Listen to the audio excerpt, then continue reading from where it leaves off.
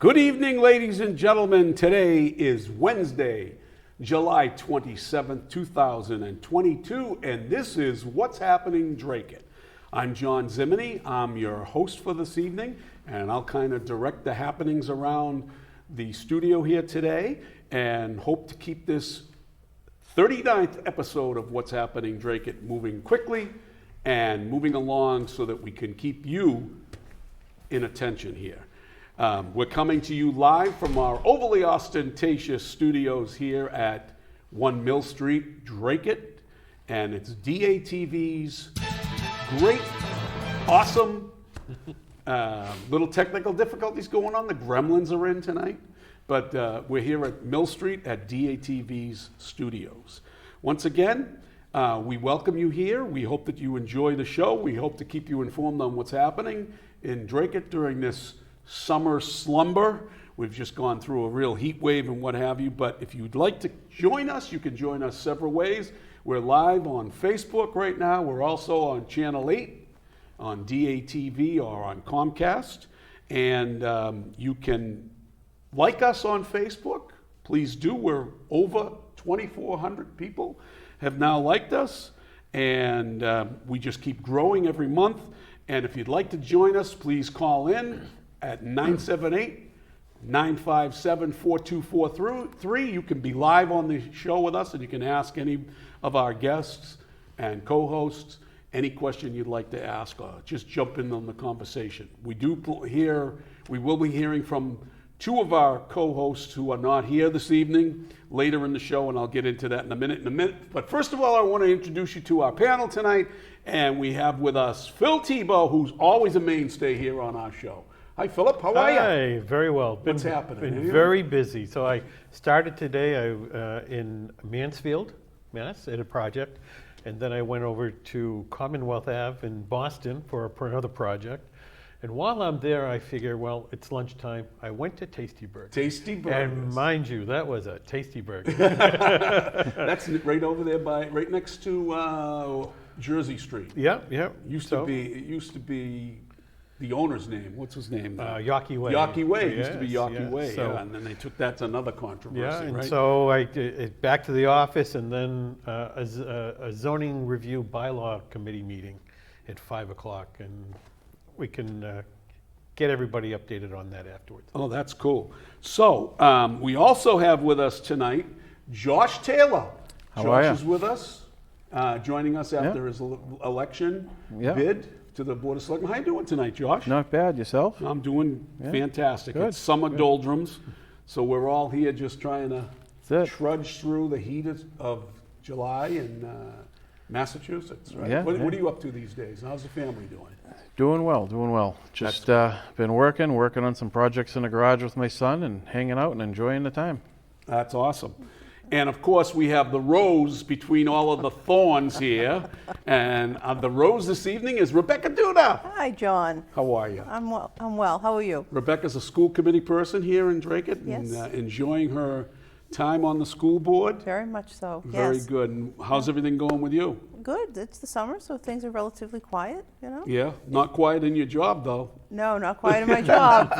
In my day job, no. It's Your getting regular- busy, getting all the kids ready for school over in Lowell. Exactly. And exciting news, I'm going to Elton John tomorrow night. You're going to see Elton John? Yeah, down at Gillette. Oh, you're going to have a great time there. That's a great show to go see. So I'm looking forward to that. I saw Elton John and the Piano Man, in the TD Garden a couple of years ago. That must have been an amazing show. It was an amazing show. It was just an amazing show. And I had front row seats. I have a friend of mine who was a manager or a equipment manager for the band Boston. Oh, yeah. And I just mentioned that, me and a couple of friends were wanting to go to the show. And he is friends with Billy Joel's manager, as well as Elton John's manager. He called up, got us front row tickets. I went to the window to pay. And he said, they're free of charge. Wow. We had 8 people. There were 4 couples. And we had a great time. Wow, We had that's a great awesome. time. It Good was for you. awesome.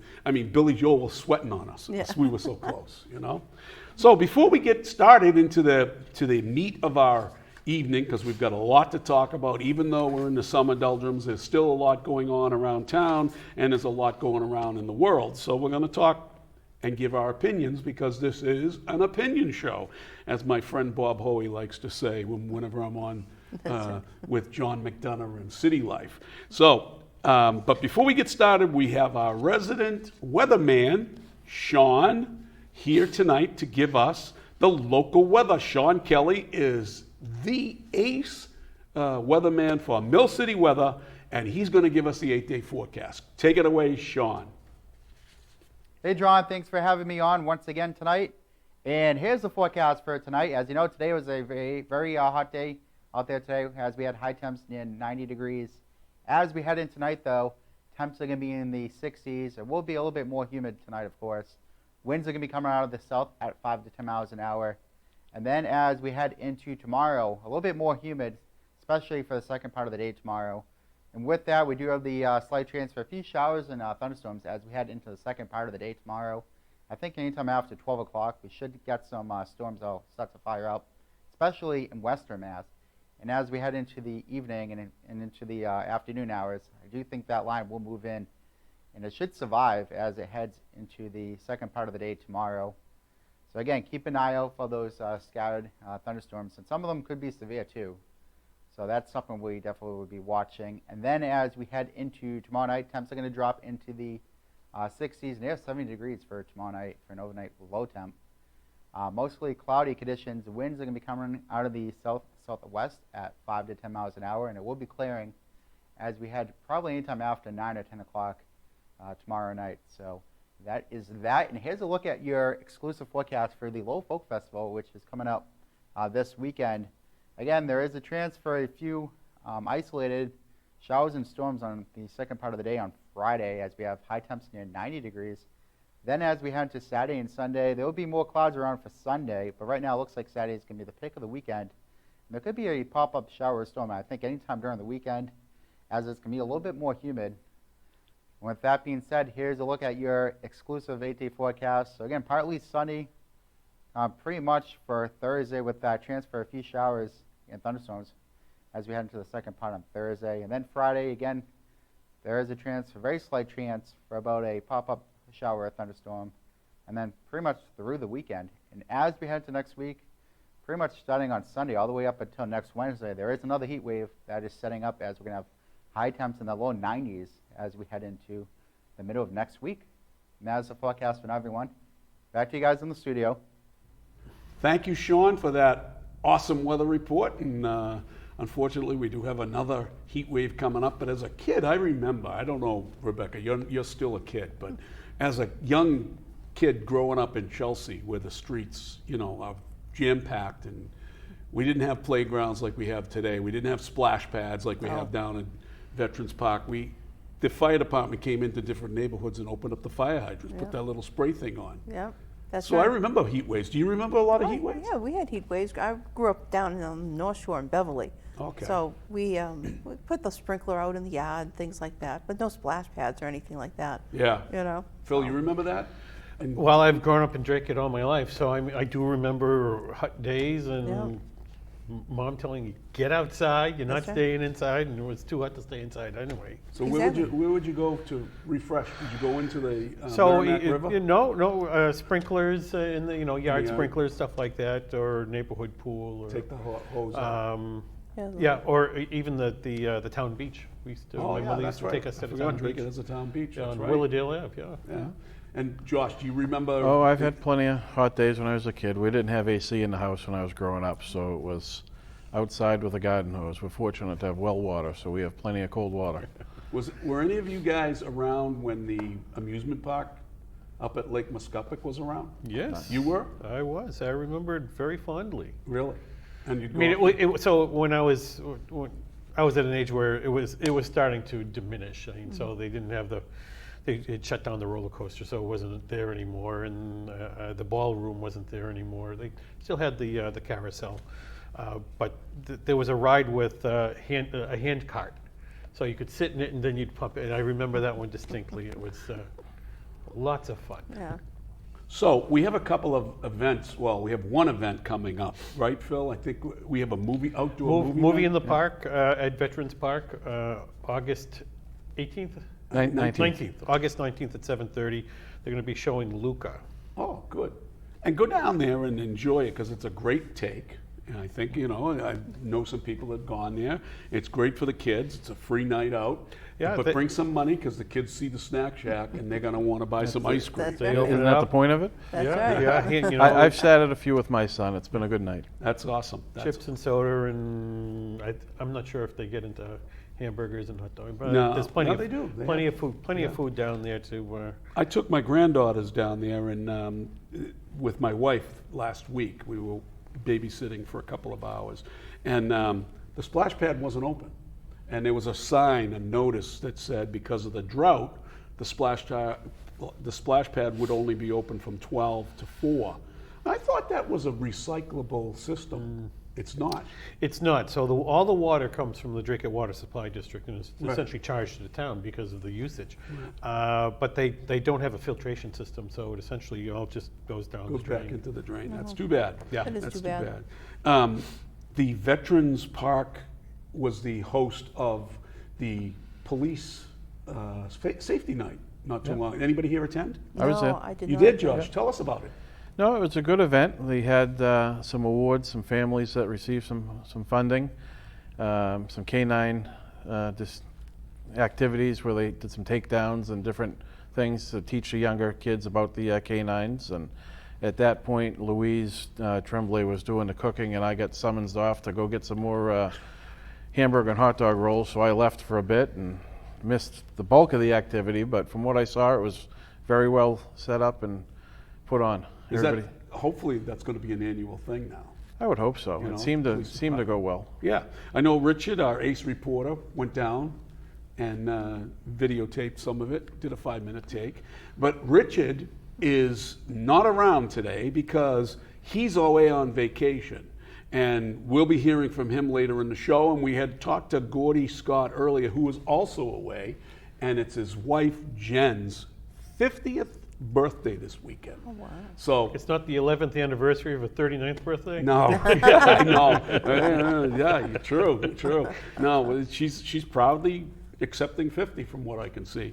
But she, Gordy said to her, "Where would you like to go on vacation? I'll take you anywhere you want to go." She chose Wisconsin. Do they have family out there? Gordy's from there. Oh, okay. Gordy is originally from Wisconsin, so yeah. So they're out in Wisconsin. I'm sure it's cooler. Huh? I'm sure it's cooler. It probably is. Probably. It probably is, more than likely. And we hope to hear from him also during our show. We'll see.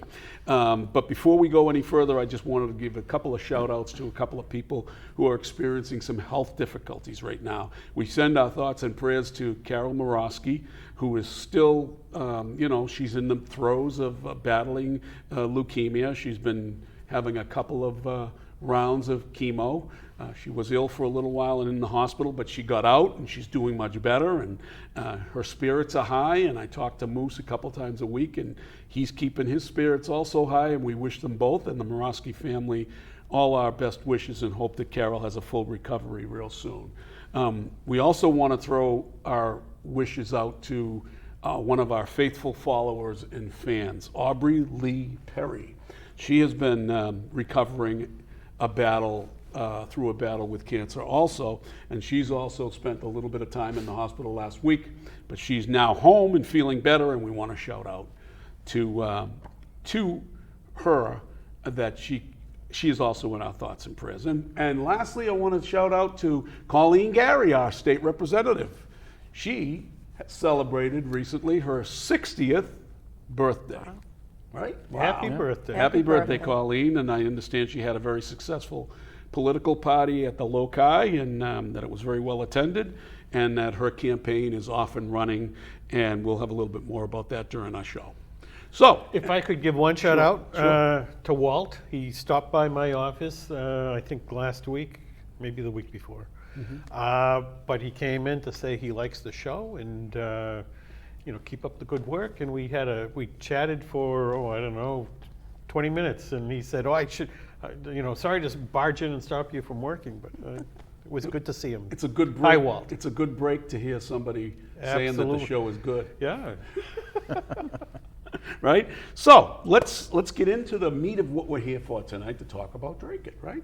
And we hope to get into some state and national politics as well. And if you care to join in on the conversation, you're welcome at 978-957-4243. Phil will be paying attention if you want to put any kind of information or ask for any information or any questions. Go on Facebook. You can do that also, and Phil will shout in, jump in, and tell us you're online, and we'll have your questions answered. I'll try to keep my eye on it. If we can, if we can. So first of all, I wanted to talk a little bit to Josh about his experience running for selectman in the last selectman's race. You Sure. ran a pretty innovative election, Josh. I tried Tell to us be about what you did. tried to be different than everybody else. That's all. I just being myself. I'm not going to put on a show for people. Yeah, exactly. So I had the idea to run and went for it.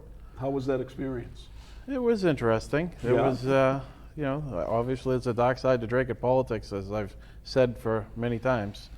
I did things a lot differently than the norm. I didn't have parties or take donations or do anything. I did everything out of pocket and put a fleet of vehicles out and had fun with them. Right. It was just about having fun to me and about, maybe make a change, see Right. what happens.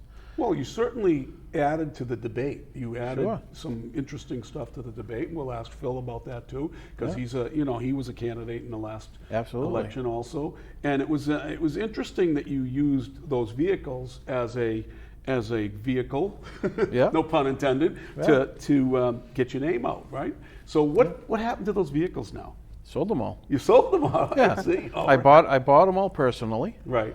I wrapped or painted them all at my home shop, Right. lettered them all myself, used them for my campaign, charged my campaign for usage, Yep. and then sold them all and got all my money back. There you go. That's a very innovative idea. Very innovative. A lot of work, too. Well, You it did a was- nice job. It's I don't mind putting the hours of the work in, so that was part of the fun. And a lot of it, again, I did it with my young son, so. So you gave your son the experience of how it is to run for election. Oh, we spent many late nights till midnight down near Sand and Bondo on a sign truck. I mean, it was not pretty when we got it, but Yeah. it worked out well, and it was actually sold to somebody in Dracut and repurposed, and the body changed out. And it's funny, I saw the sign body for sale on Marketplace the other day. So the That's local cool. farm bought it and put a refrigerator body on it, so There they're you going to go. use it for their use. Very So the good. truck lives on. There you go. So Josh, what was one of the main things of your campaign that you talked about, and that have you seen anybody on the current Board of Selectmen pick it up to try to Well, do? the main thing is more transparency and more communication throughout the boards. Right. Was my main thing. Mm-hmm. I'll be honest with you, I attended the first couple of meetings, or watched the first couple of meetings after that, and then got busy in my own work project. We're backed up probably a year in construction right now, so between doing that and summer with my son, I haven't really been following too much of it since then. Yeah. Take a little break from it and focus on life and look at it again when time comes. Well, a campaign, Phil, really does take a lot of your time, as you well Oh, know. absolutely, You know, absolutely. So you had also run, and your experiences Yeah. have always been pretty pleasant, right? Except for Abso- some of the bashing that goes on. Well, Yeah. you start to expect to get that from some people, but Josh Yeah. and I thought we both ran a very positive campaign about what we wanted to do and what was good for Dracut. And, we had a vote total that was Pretty close. very close. Yeah. 9 votes, I think, separated us. Yeah. So I think we certainly identified with a very large group in Dracut that wanted that same sort of change. Right. Well, Josh, you mentioned that the dark side Yeah. of Dracut. You experienced some of that dark side stuff. Absolutely. But Phil can get into some of the stuff that he got in. I got into some of it because of saying something about Phil. Yeah, okay. So there was an article put out that just called him a laughing stock and everything else, and I just saw that and I said, it's despicable is what I thought. Right. And I commented on it and I put a video out or a statement out about it. And from that point on, that side now wanted to focus on me, and all I could look at was my history at the Sportsman's Club and try to dig up trash that didn't exist from a couple of people that weren't happy. And they twisted it, right? Oh, of course they tried. So the president of the club put a statement out that said that's it's not Yeah. relevant, and they can do what they want. I really don't care. I don't have time to waste for people like that. But you see, that's the problem with politics, but It is. systemically a problem in Dracut. obviously many people have heard my issues here in Dracut where people have come after me. When I first ran, I had a dossier, a brown envelope that people went down to my former city of Chelsea, where I served on the Board of Aldermen there for 9 years, or for 6 years. And then I, they tried to twist stuff around on me. And it's all coming from one place in town. And there's a number of people now that have joined in with them because, they want to accuse everybody else of dirty politics, and they're the ones that did it. Phil, you've experienced it. Oh, yeah. I don't shy away from the fact that I've run a number of times. People ask me how many, and to be honest, I've stopped keeping count. Right. Because it doesn't matter. Right. And as a matter of fact, at the opening of the senior center, I was approached by a number of seniors, and they, thank you, Phil, for running. You had our vote. I hope you run again. It's like, well, we'll take one thing at a time, but I said to them, I can assure you I'm not going away. That's for sure. No, Phil will not go away. He's got a lot to say on a lot of different things. But Rebecca Duda was a candidate for school committee, right? That's right. And she was very successful. So tell us about your experience. Yeah, I ran the year before. Yeah. So we were just coming out of COVID. Right. And to be honest, I really hadn't thought about running. And then I realized that Betsy Murphy was moving and Susan wasn't seeking re-election. I read it in the paper and I said, why not? I put my hat in the ring, right?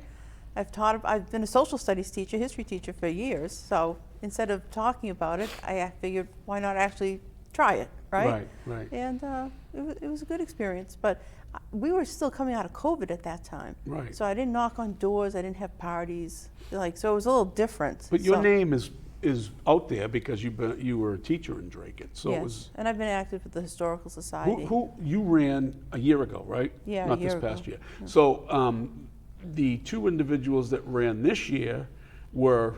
Oh, it was just. No. No, who ran? Who ran this year? Linda. Linda Truvo. ran. Right. Because she had been appointed. And this- Allison Allison Volpe. And Allison Volpe. Ran for That's re-election. right. That's right. Yeah. So old age is getting to me, right? But so you ran the year before, Right. and there were rumblings about you underneath, Yeah. and people were and I try to not get involved with it until one of my friends get attacked, and then I go after them. I don't, because I've been there, and that's what this show is for, to try to help people to navigate through that muddy water that's going to come at them when they run. And Yeah. we're also here to let people know what Dracut's all about. And I just follow, some of the biggest piece of advice that you gave me is be yourself. And Right. so, you be yourself, and then, That's it's hard to remember who you are. No. And you could tell Josh was himself. Yeah, and I'm not gonna change for anybody. It came through. Yeah, Josh, we sat down over coffee. We hadn't Yeah. really known each other. No, not at all. And my words to you were pretty similar. I just be independent and be on your own. And I don't want to have anybody that's controlling you. I absolutely do not have anybody Right. pulling my strings. Right, exactly. And So- everybody that I spoke to that around you said Yeah. you weren't somebody that was going to be controlled. Yeah, I the same thing, and I know there are a lot of people out there that said that there are people who control me, and Oh, come on. and I say my wife can't even control me. What makes you think that anybody else will? Exactly. I will admit there is somebody that controls me. I have to admit it. After 32 years of being married, that she controls me when it comes to politics. She doesn't control me on what goes on this show and what have you, but when it comes to running for politics, she controls me. But that's a good Well, thing. it's a big thing for the family. And I've been there, and I've always said this. There are times in your life when you got to sit back and say, it's time to let the youth handle it. And what have you, after all, I just turned 70, Wow. the big 7-0. That's right. Happy Happy birthday to birthday, you. John. So, but that doesn't mean that I'm not going to be involved in politics. I may in the future. You never know. No, it's important. She's lightening up. Well, it's important to stay involved because Yeah. local politics is really what affects our daily lives. Exactly. Right? Exactly. So now that we've gotten through all of that stuff, and believe it or not, we've almost gone through 20 minutes here. So let's talk about what's going on in Dracut. Right? We've got a number of issues that came up at the last Board of Selectmen meeting. And if there's something that I missed and you want to bring it up, certainly bring it up. And folks out there that are watching, if you want to chime in on anything, go right ahead and chime in. There's a couple of things. I understand that the Board of Selectmen had a executive session this week to discuss a settlement involving Deputy Police Chief David Chartrand. Have anybody heard any rumors about that or what have you? Only that there was an executive session. That there was an executive session, yeah. And there's a lot of people out there that want to find out. And of course, you shouldn't find out what happens in the executive session until the executive sessions are disposed of, in terms of that the issue that's talked about in the executive session is resolved. What do you think about executive sessions, Josh? What do I think about them? Yeah. Well, they're needed. Yep. And what do you think should happen afterwards? I mean, should they come out and talk about them or whatever Well, afterwards? it really depends on what the topic is. I mean, if you're talking with somebody's personnel file and they still work with the town, then it's not really, to bring it out and put it out there now isn't going to help move forward. Correct. You know, if it's a different type of legal issue and the issue gets resolved, and it's resolved by all parties, then at some point it comes public information, and it is what it is. So Phil, what do you think of non-disclosures? And I know that the both of you probably went to the fire department for an endorsement in the last election. And I understand that one of the questions that were asked at those meetings is how you felt about non-disclosures on settlements with the town. How do you feel about them? And So my response to them was that sunlight is the best disinfectant. Right. So I would not be in favor of, if there's a settlement, then let the settlement be known. Don't essentially seal the documents, because it should be known. I mean, if it's the town and it's mea culpa, then the town should say mea culpa. Right. Many of these settlements, Rebecca, are made so that everybody doesn't have to go through the court system. Right, exactly. And have all of that stuff brought up, right? That's right. So how do you feel about non-disclosures on settlements with lawsuits? And I'm going to extend it a little bit more. How do you feel about what the taxpayer should really know? Well, it's taxpayer money, so they Right. should know what's being spent. And I agree with Phil. We should know what the settlement is, and if it happened, it happened. If we settled, we settled. If the town had Right. to settle, and we should know the amount because we're paying the bill. Right. Most of the settlements that are made through the courts, but not after a trial, are pretty standard. There's no real mea culpa. There's no one. Right. Nobody both sides. admits to any wrongdoing, and both parties agree to kind of walk away from it. But somebody's writing a check for it. Right. Now, I believe that in this particular instance, that the Chartrand case is being settled under the money that will come out of the insurance policy, right? So I think there's a cap on that. Do you know what that is? I've heard in other communities for their insurance purposes that it's anything under $500,000. Exactly. Normally, I don't ask questions that I already don't know the answers to. And sometimes I do throw out something because I'm not that smart, and I want to hear from somebody else's, whether they know or not. But in this case, I think the insurance policy is capped at $500. But do you still think, Josh, that the town has a responsibility to let the people know what that policy, what that agreement came with, what monetary result was? The monetary dollar figure, yes. Right. All the details of the agreement are details for a reason, in my opinion. Right. The taxpayers should know how much they're paying, but if they agreed on certain terms of part of it, that's between the human resources and the personnel of the town. But so I see the reason for getting that information out is because it allows the public to make sure that that doesn't happen again by the administration of the town or by the town leaders. Oh, exactly. Exactly. So the politicians in town and the people in charge will hide behind, well, it's the insurance company, it's the money coming from the insurance company. But don't we pay The insurance? Yeah. Don't we pay the insurance? You know? Absolutely. You So- pay the premium and you pay it when it goes up from having claims. So you hit the nail right on the head. Will the claim go, will our premium go up because of a claim? Do they normally go up? Does your modification increase because I'm sure you've there's had a- I'm more sure than there's your a share of threshold. payouts? Right? I'm sure there's a threshold, a certain allowance. I don't know what that is in a town's policy, but when you get into homeowners and things like that, I mean, it's insurance is insurance. Yeah, I mean, you- automotive, if you get a speeding ticket, you get a 7-year surcharge. So, Right. And some So- insurances, if you have an event, then they're likely to drop you. yeah. So we have a number of,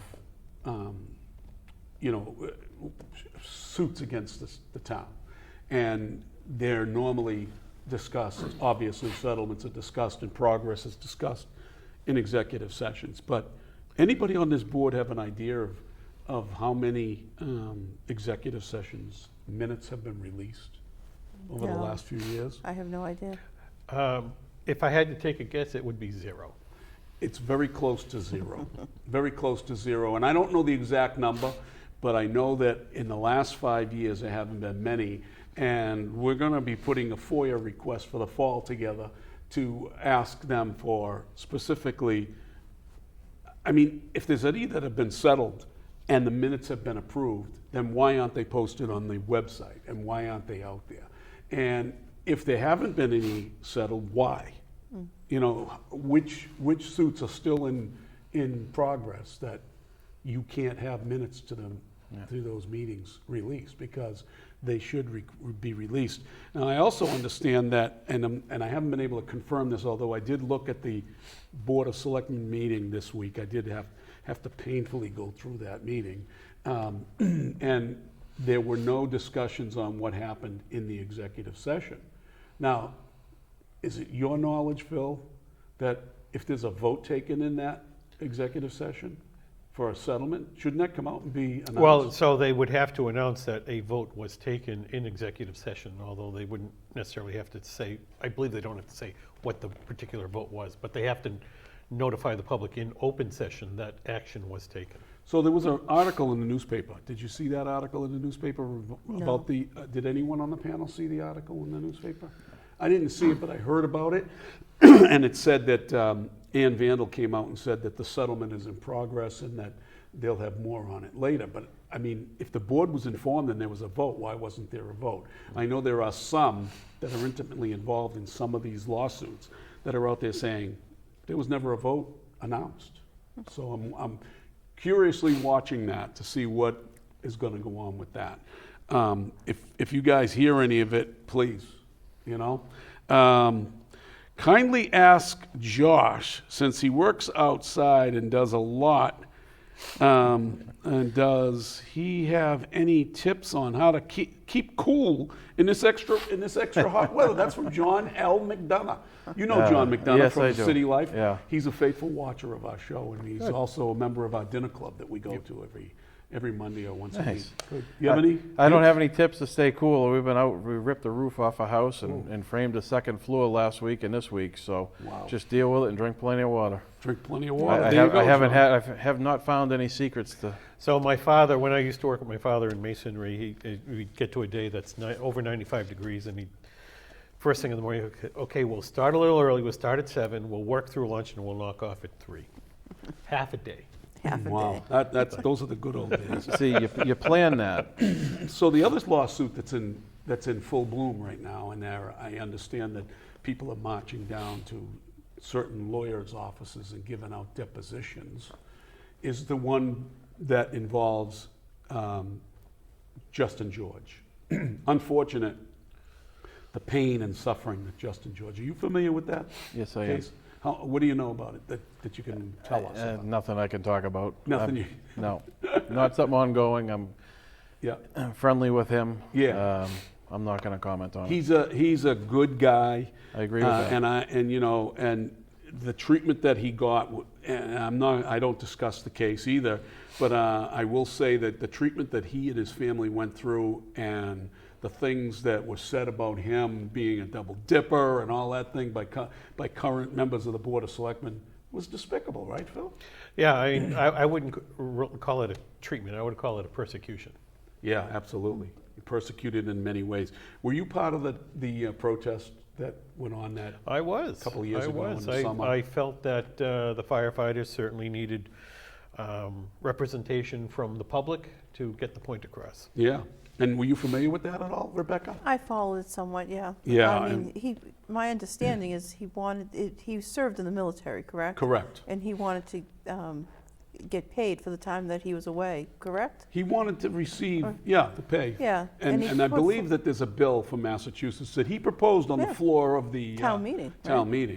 Yeah. And then what happened after that was that, the powers that be went after him and harassed him to a point where he ended up getting suspended, or whatever, and the guy's gone through hell to pay for it. So I believe he won his civil service case, as did David Chartrand, won his civil service case, and that they, there's a point where the lawsuit is going to come to fruition and somebody's going to pay.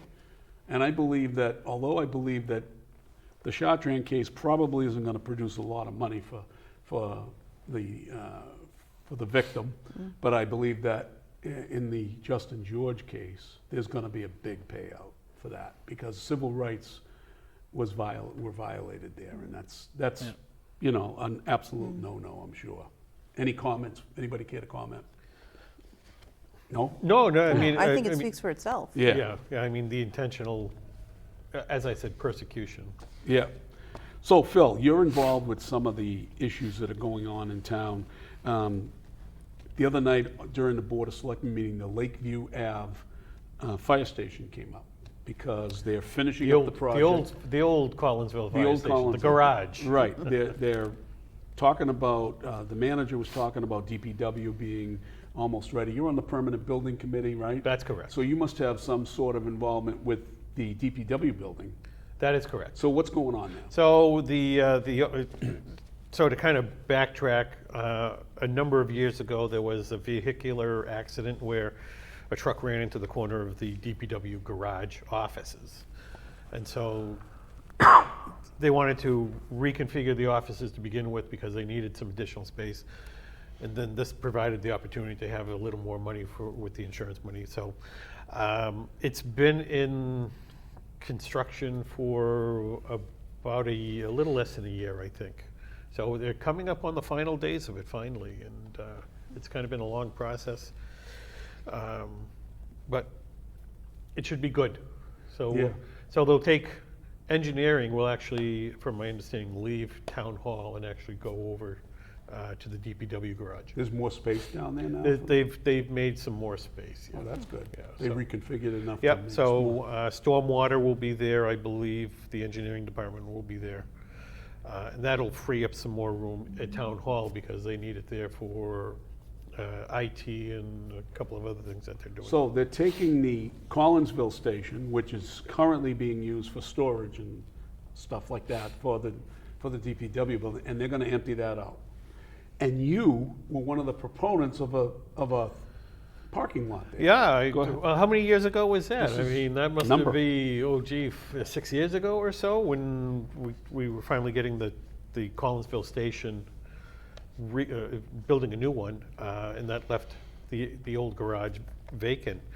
I had actually drawn up a plan or a sketch for a redevelopment of Lakeview Ave, essentially. So put sidewalks down both sides of Lakeview Ave, do some on-street parking, which would be parallel parking on the streets, but then demolish the old fire station garage and actually make a municipal lot to help. Before you get accused by the dark side, right? Too late, I suppose. Let's put on the table. Did you get paid for any of that? No. You get paid for As a any matter of of the fact, committees you're on? they actually used that material for a Mass Works grant that they did not get, but they used my sketches Right. for the submission. And did they ask for permission to use it? I don't recall. I don't believe so. I don't believe so. Are your plans ever copyrighted? They are by the mere action of me developing it as intellectual property. So you could actually sue the I town. could. But you're too good a guy. You'll never do I'm not it, gonna right? do that. Josh, you're on the conservation Correct. committee. Do you get paid for being on that committee? No, I do not. And I'll bet you do a lot of work being the chairman of that committee. Well, there's some. It's not tons, but there's some. Yeah, there's still a lot of work. Do you get paid for being on the school committee? School committee gets do. we get a stipend. That's right. But all the subcommittee meetings that you attend. No. That's part of the whole. That's correct. That's part of the whole. The stipend's $2,000 for the year. Yeah, which is It's peanuts. Nominal. You know. Which is peanuts. It's peanuts. And to be honest, it's been that for almost 30 years. Yeah. Yeah. So I mean, I'll be accused of being just a drunken sailor, but it should be looked at and increased perhaps. Especially during good times Yeah. with the community. Although our economic times aren't as good, They're but difficult. the money flow from Washington and from the State House is really high right now. So Well, yeah, the town I think has so much money they don't know how, they can't spend it quick enough. Yeah, exactly. Because there is a timeline put onto some of that money that it needs to be spent by Oh, a yeah. certain That's date. right, because they're all grants. But isn't that going to come That's right. crashing down at some point? Well, yeah, you hit a financial cliff, Yeah. because you have all this money and then it's just gone. Yeah, And you're right, Phil, you're under a time frame to spend the money. Absolutely. So the plan for that particular piece of property on Lakeview Ave is, I guess, the manager is leaning towards parking. Well, imagine, somebody likes my idea. Yeah. So, not for anything. I don't care who come up with the idea. It's just, it makes sense. It's a very good way of helping bolster a lot of the businesses in there that don't have parking. It also would help to calm the traffic on Lakeview Ave because it's so wide that cars travel at 40, 50 miles an hour. And I mean, I heard stories when the fire department was still down there. They were trying to back an engine into the garage, and people would actually go behind the vehicle to try to get around it because the fire truck was blocking traffic. So it needs a lot of work down there, and that's certainly a major piece to it. Yeah. You had a client there that almost got denied. Yeah, so because of parking. well, they were denied. They were. Brick House Pizza, they wanted to expand into the bay that was next to them. And the planning board denied it because they said there wasn't sufficient parking. And some of my arguments was, well, all the parking that is ever going to be there is already there. So putting in another business, that business won't have enough parking either. So that we actually even proposed reducing the number of seats to, I think, 15 seats, Wow. which would have been the same requirement as a business going into that vacant space. So it's kind of a wash, and they still denied it. Wow. Wow. So, Josh, you've had experience with the DPW. I think you're the first candidate for Dracut politics to get an endorsement out of the union of the DPW. Yeah. I thought it was a brilliant move on your part. I mean, you've had a lot of experience with them in your business life. So tell us about how that came about. Well, it came about, I was fortunate enough to get the police endorsement. And, I was sitting at home thinking about it, and public safety. I mean, I plowed for the town for a number of years, many, many years ago. And DPW is pretty critical to safety in the town. So why not ask them for an endorsement under the same? So I just said, jumped in the truck and took a ride over there during their lunch break, walked in and talked to them. They normally don't get involved in the local town politics, but they did with you, and I think that's commendable on their part to dip their foot in the waters, because it can sometimes backfire. Yeah. Those kinds of endorsements, as we've seen with the fire department. The fire department has a member of the board of former member on the Board of Selectmen, and he's always going after the union. That is true. And even though sometimes they gave him their endorsement, and I just keep shaking my head why, but they did. So the DPW in Dracut is, I think, one of the finest DPWs around, and that's not just because of recent management people being involved. Ed Patnod's a good guy from all indications. I don't believe I know him personally, but I'm sure I've met him. But I know that the worker drones in the DPW are certainly overworked and underpaid in Dracut. Absolutely, they Yeah. do remarkable work They do. all around town, between Beaverbrook, veterans, everywhere, so. Yeah, because they're the go-to group, right? Yeah, so they take a lot of pride in the work that they do, and they take a lot of pride in Dracut. So I Right. mean, they do a fabulous Absolutely. job. Ed Patnod certainly, I think, does a great job in supporting them. Have you seen the new sign out in front of Town Hall? I have. What did you think of I that? have. So the first thing that struck me is odd that the town of Dracut is in violation of their own zoning bylaws. Because electronic signs are not permitted by zoning, are not permitted in the town of Dracut. Did the, But we have one now at Town Hall, and we have one over high at school. high school. Right. but I It's know like- the high school one was Part of the renovation, approved yeah. by the zoning board. So, because that was part of the renovation. renovation Right. project, and it was proposed that to have the electronic sign by Andy Graham. And I said, but it's not permitted in Dracut by the zoning. He goes, "What? But we're a school, we can kind of override override the zoning." And I said, that you can only override it in certain respects. And that's typically the size of building and the use itself of a school. I said, you have to go to the zoning bylaw, the ZBA, to get a variance on that. And And the rest of the building committee agreed that, hey, Dracut needs to abide by their own Yeah. zoning bylaws. right, We have a so couple I businesses wondered that have 'em. Did they do that Really? with the town hall? I don't think so. But I think they did with I know they did, with the high school. I know they did with the high school because Okay. there was somebody there to call them out on it. Now- Now, there is an electronic sign over at Lindsay's too. Yeah. And that was, I think, Angel just pointed that out. There's Grant, also, I there's think that also was- one at Four Oaks. Yeah, but those were all part of the construction. Those were all approved during the construction. so, they're rewriting, they're trying to rewrite the zoning bylaws right now, and I hope that's certainly something that gets addressed. I have a little trivia for you. Did you know that there was a group in town that wanted to donate an electronic sign to the town during, I think it was, I'm not sure if it was under Duggan or what have you, but they wanted to donate it. You know what group that was? No, oh, Got anybody know? I know the group, so I'm gonna say it. I don't want to say a wrong group, so. No, it was the Old Home Group. They had stepped up and said they wanted to donate an electronic sign to the town, and it was refused by the then town manager. And I think it was, don't hold me to it, but I think it was Duggan that refused it. It might have been Peendak, I think you're correct. but it might have been Duggan that refused it, so. Well, But now there's all a of group that sudden- does a lot of good work. Yes. in the Yeah, town. they do a lot of absolutely, work. the Old Home town, Committee. absolutely. And now I commend, Ann Vandal for doing it, but I wonder if it went through ZBA, and I hope it did. But I'm gonna guess that if you don't know it, that it didn't I- go through. You know? My Interesting. inkling is that it did not. Anybody know or aware of the issue that's ongoing at Veterans Park with maintenance? There's a lot of things that need to be done. For instance, the overflow of trash that's down there during the weekends.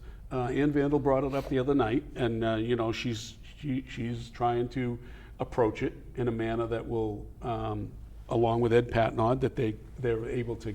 They're not going to send somebody down on a could they just Sunday night. could they just put more barrels? So that's the initial thing that they should be doing, putting more barrels, because trash cans just congregate trash. And if the trash is full, people don't go to another one. No. They just put it on the ground next to the other trash, figuring that somebody's going to pick it all up at the very end. Yeah, Yeah. So more barrels certainly goes a long way for that. And I would suggest not just adding one more barrel, add two, and Yeah. you could strap them together so they don't start wandering. Especially with a snack shack down there. You should be doing something yes. with the barrels down there. What about, there's other maintenance issues down there that need to be addressed, right? And I know DPW is so stretched to the max that they're gonna try to dedicate some time down there, but they really need more personnel. As the town is growing, we're not growing our personnel at a clip that needs to be grown. Do you agree with that? Oh, absolutely. But I thought they, just last year, the year before, they had finished a lot of drainage work down there. Yeah, you were aware of that too, Josh? Yeah. Yeah, did you hear that there's there may be some problems still with drainage down there. Oh, really? Yeah, I think Ann alluded to that during the meeting the Oh, other wow. night.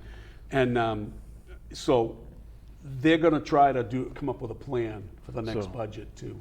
On conservation, I was aware of it because we had to approve the plans for the project the first time. Right. But nobody's come in front of us, or I haven't heard anything about issues yet with it. And it's a very low-lying area in Dracut. We're kind of bold, so I mean, that alone could be issue. Yeah. Clay or hard soils underneath. That I mean, I live on the doesn't let it top of percolate. Marsh Hill, and we're in a drought, and I go in my backyard with a tablespoon and dig and hit water Really? at the top of the hill. At the top of Marsh Hill, yeah. Dracut's got a high water table. Absolutely. Regardless, so, yeah. So there's also issues at Lake Muscuppick, the parking lot and the ramp and the beach area. Have you heard any of that? By some of the Lake Muscuppick people have been talking about it on Oh, is there- Facebook and what have you. Well, again, I had once did a sketch, I'm not sure if you remember that. Yeah, I about do. A reconfiguration of the town beach Mm-hmm. that required a relocation of Willowdale Ave. That would have provided a true beach area and a grassy picnic area, and I think it would have solved a lot of the problems that they're kind of going through right now. Yeah. But yeah, it's the state did a nice job with a new parking lot, but it's better servicing the boat ramp and not the citizens of Dracut and the beach. Right. So Richard was supposed to call in, but he was telling me that he's getting ready to sit down for dinner down there. Oh, come on. And so let's see what happens. And then Josh. He could do a Facebook Live. He Yeah, could call us in He right did a from dinner. Facebook Live earlier, so he Did he? got to do Okay, something. yeah. We got Heidi Klimbauer. Yes, yeah. She's watching tonight. Hi, Heidi. They are finally done fixing or refixing the sidewalks at Town Hall. So there was an issue with the location of the barrier-free parking spaces that the building commissioner thought that they needed to be relocated because they didn't enter directly onto the sidewalk. It requires you to kind of go into the parking lot, and then there's a flat area that is accessible. So they relocated the parking spaces. All right, can you give us an update? But that project is done now, right? That should be done. Yeah. So that was money that was given through grants from COVID, I believe. I hope. I mean, I didn't see anything wrong with the way the locations that the spaces were to begin with. So Yeah, yeah. So give us an update on what's going on at the schools.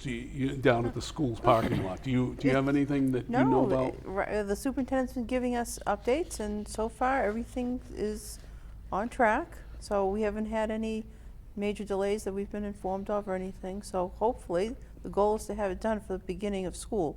But that's a tight schedule. Yeah, it You is. know, Phil, because on it's the- August 1st is Monday. Yeah. Right. You know? On the building committee, are you guys involved with that we're construction? not involved with the sometimes that's called flat work. We're not involved with that. But Okay. I was driving by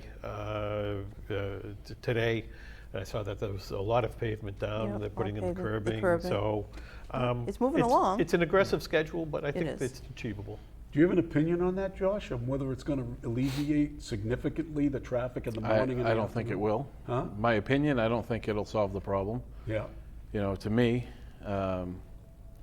it would have been better suited to have a second egress out of that complex, go behind the Inglesby School to where the old police station was, come out in front of the Harmony Hall and have another traffic light there. Yeah. And have one way in, one way out during the school season. And I think that would have done a lot better than what they're doing now. Kind of like personally. Boston's big dig, Rebecca. Yeah. They said, oh, we're going to alleviate the problem going through Boston, but all they did was push it out. Right. Well, the funny thing is, this backing up on Lakeview Ave with all the traffic, that never happened in all the years I taught. It's relatively new in the past few years. Yeah. We've always had traffic at the complex, don't get me wrong, but it's really increased with the parents, waiting up on the Yeah. on the street there. I think a So- lot of that has to do with the bus fees and everything too, with people Yeah, wanting to drive their it's- kids to school to not pay the fee. Right. It's more complex than just this is going to be the solution for everything. So what I think it does is it draws a lot of the backup traffic on Correct. Lakeview Ave back onto the complex. I do think it'll help. Yeah. That's right. It will help. So it's going to go around the back. The playground's moving to the back of Englesby, Right. right? And then the parents are going to be able to drive up and So the parents, I believe, are are brought further into the complex. Correct. So they have to enter for their pickup more towards the Richardson School. Yes. And then come back in. And then the buses are going to enter where people would typically enter. Yeah. I was asked, I know we have a phone call, and I'm going to get to that in a second, so please hang on. I was asked a question of why didn't we use part of Beaverbrook Farm to have an entrance and an exit out onto Mammoth Road or Nashville? And I believe that's the only way that you actually alleviate any traffic onto Lakeview Ave. I mean, the idea of, either using Frederick Street or going behind the Inglesby. Would that have been? It still dumps traffic on Lakeview Ave. Yeah, Right. but you're on the Conservation Commission. I am. And I mean, would that have raised some big conservation issues? There would be some conservation issues, and more importantly, there would be some issues with the farm itself because of how it was bought. Yeah. And it was purchased under open space only, so to put anything else other than that in there is going to cause issues. Is there any kind of through CPC, because you're also a member on the CPC, and I've been a member on my former town where I was in Abington, I was on the CPC committee there for a while. And would there be an issue or a way to go back to CPC and say, can we use Well, that's 30 what feet of it or whatever? We can't. So Yeah. we've been trying to deal with that as far as the red outbuildings that are there. Right. To find out, can we go back for a different vote? Can we use historical money to fix those buildings or whatnot? Yeah. And basically, without going through state legislation and a whole bunch of stuff, there's nothing that can be done. It's just Big open hoops to space. go through. Yeah. Yeah, so a roadway would certainly take. Correct. Essentially, a home rule petition go to the state legislature, and they would okay the taking of it for a road. Right. And there was an analysis done about the Harmony Hall, and I didn't see the analysis, but the superintendent did say that essentially it didn't really, according to the group that did the plan, It didn't really alleviate, alleviate the issue, yeah. no. Okay, so we're going to move on to the next issue. We have a phone call. Go ahead. No, I was just going to remind you of the phone call. Yeah, we have a phone call. And I believe it's our Ace Cub reporter reporting from somewhere down south. Richard, are you online? Yes, sir. John, little old cub reporter, is reporting from Independence, Mississippi. From where in Mississippi? Independence, Mississippi. There are more cows than Independence? people. I thought it was Coldwater, Mississippi, or something like that. Oh, John, so I figured it out. The town is Independence, but the post office is in Coldwater. It's that small of a town, huh? It's that small of a town. So what does the town consist of? And if you blink, are you through it? Yeah, pretty much, John. We have one road. It's dirt, Main Street. We have an all-volunteer fire department. We have a county sheriff's office, not an independent police department for the town. And like I said, no post office. The post office is in the town next. That's awesome. However, we do have a newspaper that actually blows the Lowell Sun away, I imagine. That wouldn't be that hard. That was, did you hear that, Richard? Rebecca said it wouldn't be that hard. Except for those history columns that this lady writes. Those are really Absolutely, good. those are The big are question, how many donut shops? How many donut shops there, Josh? Josh wants to Believe it or know. not, there are none. None. Wow. What kind No of fast industry? food whatsoever. What kind of industry is there? What? What? I already told you they have 53 cows here. That's about it. That's a lot of about it. farmland. Huh? Let Do me they tell you, have but a I was looking into the McDonald's? local news. No, not at all. There's one Wendy's 20 minutes away. Wow. But So I was what looking brought into the you? newspaper. Tell the folks what brought you to Independence, Mississippi. Dracut politics, of course. No, seriously, it's great to escape. I know I sound like Green Acres here, but it's great to get away from the rat race for a little bit, and escape to where time seems to have stopped. Okay. Let me tell you, I'm looking straight ahead here. I went live on the Facebook a few hours ago. What's happening, Dracut, and I did some videos of the backyard here, and just looking out to the 170 acres that my cousins own down here, it looks just like Gone with the Wind. I'm Wow. telling you, this could be 1960, 1860. This view has not changed for hundreds of years, and it is beautiful. There's nothing like it. So Richard, I heard you talking about how the hot weather doesn't seem hot, but warm. Yes, that's right, Bill. So what I've noticed, it seems the heat we get in Dracut, while obviously we just got done with the heat wave, the heat up there in Yankee territory, as I like to call it, seems to be a sharp kind of a punch right to your gut, right? But down here, it gets just as hot, if not hotter, except it kind of creeps up on you in a soft, little old sort of way. That's awesome, Richard. Dry it's heat. more of a dry heat, as they say. So the reality is that you went down there to visit cousins and an aunt, correct? Correct. Although, of course, I have my little side scheme for what's happening, Drake. Exactly, exactly. So, So I go yeah. ahead. I was going to say, so for what's happening, Dracut, I plan on putting together a Dracut Chronicle segment where I hope to sit down with a few of my relatives down here and their close friends, all 5 people who live in town, and see if I can record their opinions on national issues, and just to see a different perspective that we usually don't see up in Massachusetts. Do you have any preview of what you might be expecting to hear from them? Oh boy, do I. The biggest topic down here, 2 things. One is more nationally, obviously, being the January 6th incident that happened at the Capitol building. That is still raging down here. There are a lot of strong opinions on that. Okay. And the other one, I suppose, is more of a state thing, but it kind of represents cancel culture and woke culture altogether, and that is actually the Mississippi state flag. Wow. A year or 2 ago, they were actually forced to change that because it had a miniature Confederate flag on it, and they went around ripping down statues, and they actually forced them to change their state flag.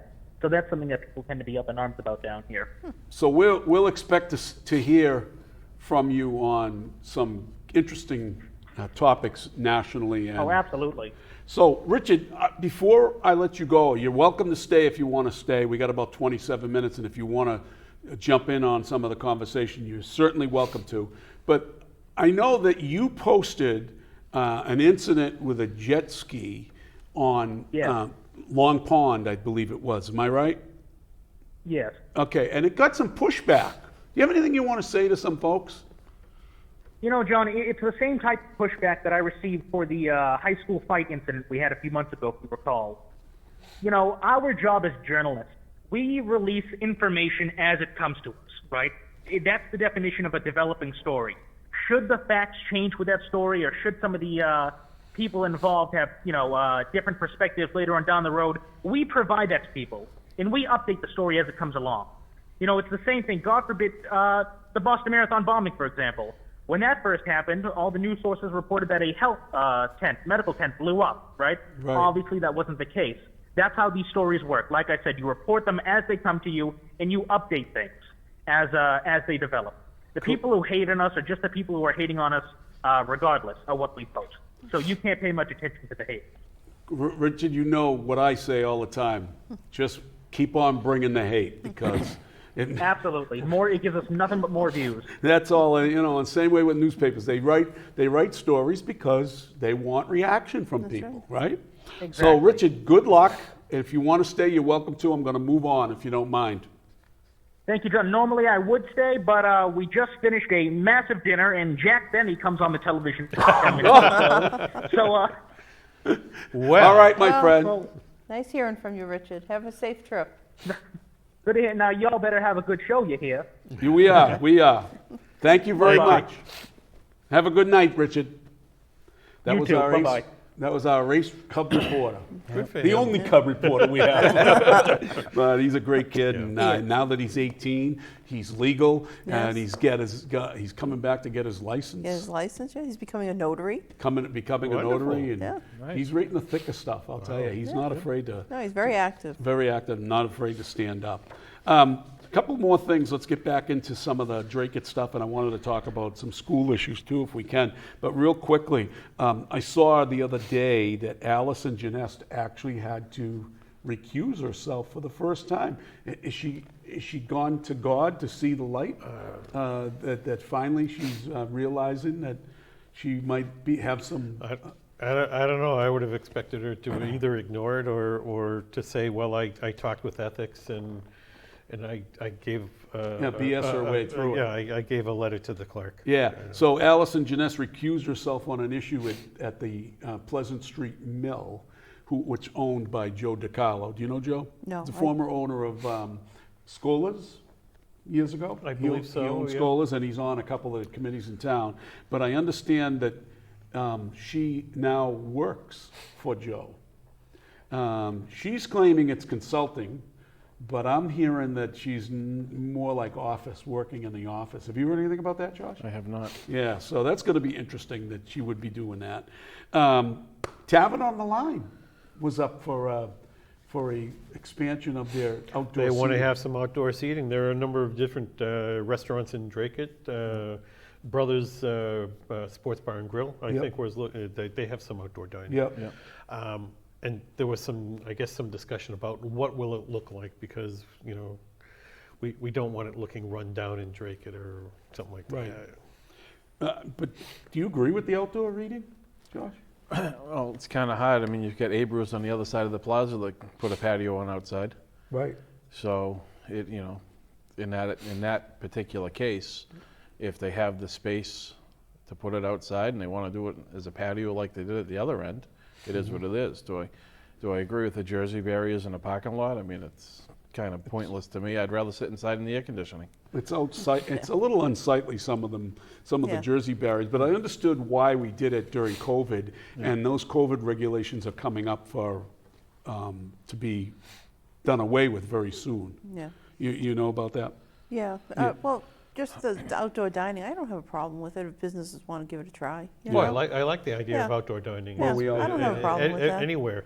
Yeah. So Brothers, I know at Brothers and at Tavern on the Line, they really don't have a lot of outdoor space, so they're actually taking up a couple of parking spaces. But Yeah. to be honest, I don't think it's really No, had an we effect still- on the parking. Yeah, we still have it over in Lowell. People have outdoor Yeah. dining and stuff. Yeah. The People like it. yeah. Yeah, I do. But I think they were hung up on whether it would be permanent or not, and what have you, and because he was using the word permanent, Mm-hmm. and the ABCC can get involved in that. They have to come back and Oh, I see. look So, into right, it. you have to designate what area outside is being used to serve alcohol. I see. Yeah, I would imagine it Yeah. would change seating capacity and everything has to do with the licenses and everything, so. But you know what? Anything that can help these local businesses do better, financially, especially given the 2.5 or the 18 months that they had with COVID, and now they're still having problems. Many restaurants and many facilities are having problems, obviously, with hiring people because nobody wants to work. That's right.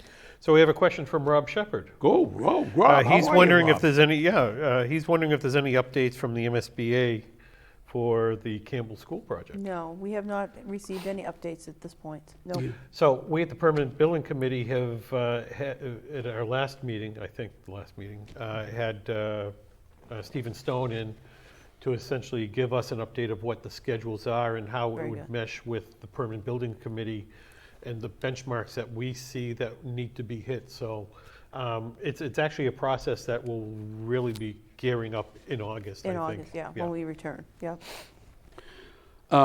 The veterans housing at the Town Hall Annex was open. Spring Did Park? you have the occasion to go down there? I was not able to get down there. Anybody here? Go down? No, I didn't make it either, John. Well, Richard went. I know Richard did. Yeah. We Yes. should have asked him about that. We'll get some kind of an update from Richard when he comes back, but I understand that they had a ribbon cutting, and it was well attended, and that's moving on. They're moving into the phase of filling those. Yeah, it looks great. The building has been brought back to some historical presence, yellow siding, and they did a great job with regrading to make an accessible entrance for residents on the first floor. Now, how many units are in that building now? 9 units. 9 units? And I believe they're all supposed to be going to veterans, although people with disabilities are able to apply. And I think it needed to be 70% Dracut residents. It needs to be 70%? I believe that's the maximum they can do. I'd is like to see 70%. that, yeah. That's a good idea. The Nova Farms, who you did some work for. That was a client of mine, That is yes. BKPN LLC. Yep. They went before the board recently. Yes, well, so that's a name for a name change because they're partnering with a company called Nova Farms, and they operate, I think, 3 or 4 different dispensaries. So they're going to be doing the management of the dispensary here in Dracut. Okay. And, but there's no change in No change in ownership, other than I think Nova Farms is actually getting some ownership. Oh, Although I'm just speaking out of I guess out of turn because I really don't know for sure. just a man with a paper butthole. No, I'm kidding, I'm only kidding, only But kidding. they had a grand opening the other. Did they? 2 weeks ago. Or Did you something attend like that? I did. was They had that? a ribbon cutting, very well attended. Any samples? No. We got a tour. No free although, samples? Although I had tours previously because Yes. I was in the building. Yeah, so no free samples. No free samples. None I that I'm missed- telling you about. Yeah, anyway. right. So Josh, Yep. there's a move afoot, or there was an announcement of there's going to be some CPC public training. Did you hear about that? I Can you did. tell us about it? Well, I haven't attended it yet, so No, I know. other than it's coming up, there's going to be a training session coming up beginning of the month. Is that open to the public? It's at the public meeting. Oh, okay. People from the state are coming to our meeting. And they're going to talk about what? Procedures and policies and ways to go about to do things with CPC. Okay, so any member of the public that might have an idea for the use of some CPC money can attend that meeting because it is an open meeting. Any member of the public can attend any CPC meeting. Right. And that, I believe, is on August 2nd. It's 7 o'clock at the town hall. Correct. Are you meet in the Selectmen's chambers downstairs. Selectmen's, yeah. and you're not the chairman, but you're I a am member. not. You're a member. Just a member. That's good. So that's good. Anything new coming up on CPC that? Not really. That It's you're been, talking about, it's been or? pretty quiet other than the transition because we're getting the help from the town now with the community development director and the assistant town manager attend more meetings than previously under the old administration. So we're trying to get through those changes and get everything squared away straight so that we can move forward. So There was a follow-up question from Sure. Angel regarding the MSBA, and she says, isn't the MSBA waiting a feasibility study? Yes, that's This process yes. is actually starting the feasibility Yes, that's right. study. We're starting the feasibility study, but we haven't had any real updates per se on where we stand with, you know, what's going to happen with the buildings per se. So the very first thing we're Yes. going to be We've accomplishing been picked up, is and then the feasibility. feasibility study, then we Correct. move forward. That's correct. I know that you guys are in summer session right now. Yes, on the school But, committee. so, yeah. on the school committee, so it's kind of a quiet time, It but is the quiet. planning for the coming year is still Yep. going on by the administration. Oh, right? absolutely, yep. So have you had any updates on what's new or what's exciting coming in, or? No, relatively quiet. I mean, Renee and I didn't see her, but we, as school committee members, we attended the summer conference Mm-hmm. for the MACSC, Yep. Massachusetts School Committee Association, because, you know, they had some topics coming up that will be important to us in the future. One is about the student rep at the school committee meeting, so that's a new subcommittee. Yeah. So her and I are on that. She went to that session, and I went to the session on public comment, because Okay. that's coming up before subcommittee. We're going to be reviewing our public comment policy. Oh, for good. For school committee. Good. Yeah. Hopefully, there's going to be some allow some give and take on those comments, right? Public comments. Well, we'll see. Yeah. Yeah. Who's up for re-election this year?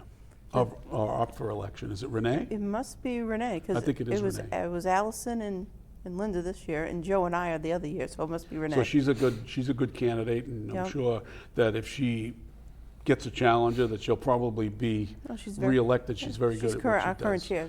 Does Yeah. a good job. Rob Shepard, I know you were watching and you had sent a question in. If you reach out, if you'd like to come on and be a guest, certainly let us know. We'll have you in as a guest to give us your experience, on the record of how you felt about the election, like with Josh and anybody else that ran that wants to join us. They're welcome to come in. Janie Boysenall, the new town clerk, was before the Board of Selectmen on the 19th meeting, and she was there to introduce the new assistant city clerk, a town clerk. Did you know? To be honest, I did not catch Did that you? one. Do you know who she is? No. Do you know who she is? No. Come on, panel. We got to get out Well, of the I time. guess It's summer so. slumber. You still right. got to know what the hell's going on. Her name is Stephanie DeRoz, and she comes from Lowell. She was originally in the Lowell clerk's office, so she's got some experience with excellent. Great. town elections and things of that nature. No, Janie does a wonderful job. Janie's going to be super. Yeah. She's going to be super. I mean, don't have anything but good words about Janie doing good things here and what have you. But Tony Archinsky had joked about how, was that a swap? Because Dracut resident Greg Pappas, who most people in political circles, maybe you guys don't know Greg, but because he's kind of, getting a little bit long in the tooth in Dracut politics, he's been out of it for a while. But he is now the head of the election bureau in Lowell. I did hear that. And was there a swap, he said? We know that happens, Tony. I don't know if you did that by accident or that you know something, right? So congratulations to Greg and congratulations to the new assistant town clerk. There's also, the board voted on the early voting for the September 2nd election? September 6th? It's beginning of September. It's going to be close, and that's a state election. And that's the primary. State election. So, and of course, Colleen Gary is up for re-election, and she has an opponent. On the Republican side, so Right. I don't believe there's Nothing on the. in the primary. So I imagine her name still appears since they have a primary ballot there. Yeah. Right, and that's going to be an interesting race to watch because I think the betting isn't going to be on who's going to win, just by how much is she going to win, right? I mean, Yep. Colleen, you were Colleen's campaign manager. I was. For a period of time, right? Yep. So, She has a lot of popularity in Dracut, and she certainly votes the district. Yeah. And I mean, I don't recall any vote that she's taken that just was an uproar of no, opposition. she's in a conservative district, Yeah. and she pretty much votes conservatively because she has high Catholic values and family values and things of that nature. She's not your typical Democrat, right? No, she's not. You have anything to say about that? Or? Not really. Did you go to her party the other night? I did not. I went to she had her party at the same night that Safety night. the safety night for the town. Oh, that's right. And That's right. I went to that first because my son was there for scouts. And then it's also the same night, which was the opening night for the sandbar out on Long Pond. Oh, And my son has been waiting patiently for months to go to the sandbar. to go there to go out fishing. So Okay. we left safety night and he spent 3 hours out in the lake. Oh, that's good. So family first. That's what he wanted. He's been good. He's been helping out. That's what we did. So we couldn't attend. We didn't go, and I can tell the public that because we were in a board of directors meeting for DATV. Oh, right, exactly. We couldn't attend because of that. And those meetings do tend to get longer. They do. And we want them to be. But on that same note, since I've mentioned it, congratulations, Mr. Zimini, for being elected president of DATV. Yes, I've served on this board. I'm the longest serving member of the board, with a short period of time where I wasn't here because we moved down South Shore. But when I moved back, I got back on the board, and I'm the longest serving and the only original member of the original board of directors. When I served with Jack Lyons and Mike McNamara, May Paquette, Lou DeVeris, Bob Corey. And those people. So, and our newest member to the board is. Yes, I was appointed too. Yeah, as a you school were appointed committee by the rep. school committee. As a school committee And rep, I yep. appreciate your vote and the majority of the members of the board's vote and confidence in allowing me to be the president. We'll see what happens. We'll see how it goes. It should be interesting. For early voting for the September primary, you could look at the town website, but they're August 27th, 29th, 30th, 31st, September 1st, and September 2nd. And that voting obviously is something that needs to be passed by the Board of Selectmen. Right? Yeah, I mean, we've had it with COVID, Yeah. and to be honest, it really didn't didn't. garner a lot of voting. No, it didn't. Hopefully, making voting more available, we can get more Because participation. and there's mail-in voting now There's too. That's been mail-in voting approved by the also. legislature. So there's really no excuse for people not to be voting. I think know? the mail-in voting garnered a higher percentage of people voting than the early voting. Yes. So there are some issues that came up at the last meeting presented by Heather Santiago. We're going to try to get over this pretty quick because we're coming down to the last. Yeah, I don't know if you're going to get through that We're list. not going to get through the list. I put so many things on the agenda, but Heather Santiago Hutchins, she put on the agenda a couple of things like the goals submitted by the members. And one of the mainstays of that whole thing was that it seemed to me that she felt that a certain couple of members were kind of shut out on some of their goals being included in the overall goals. And I think that they want that to be more public and be more sunlight. Absolutely. So the procedure that they had to go through was that they made, each selectman made a list of their goals, and they submitted it to the chair.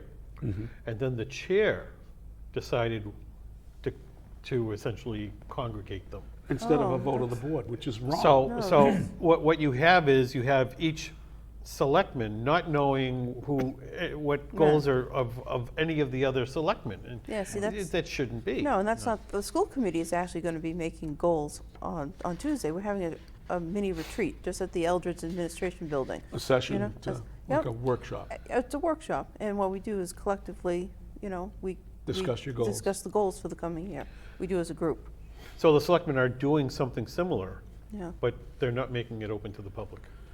I wanted to hit on a couple of other subjects too. I mean, yeah, they should be in public. It should be It in should public absolutely be in public, if and- it's a meeting of the selectmen and Yeah, they're should be- deliberating because they are with their goals, Yep. then it should be public. I gotta say, Heather's coming into her I like, own. yes. She's very methodical. Didn't you just say they submitted their goals? Yeah, they So, they were maybe I'm supposed to not submit them, understanding No, what but they're they're this gonna was have last year. they're Last going- year last they had year. submitted, but Allison, the chair at the time, did not share the Oh, I see. whole, the aggregate list with all the other members. So the other members didn't know what their Correct. other members were proposing. Correct. It's Oh, I just, see. that's called not being transparent. No.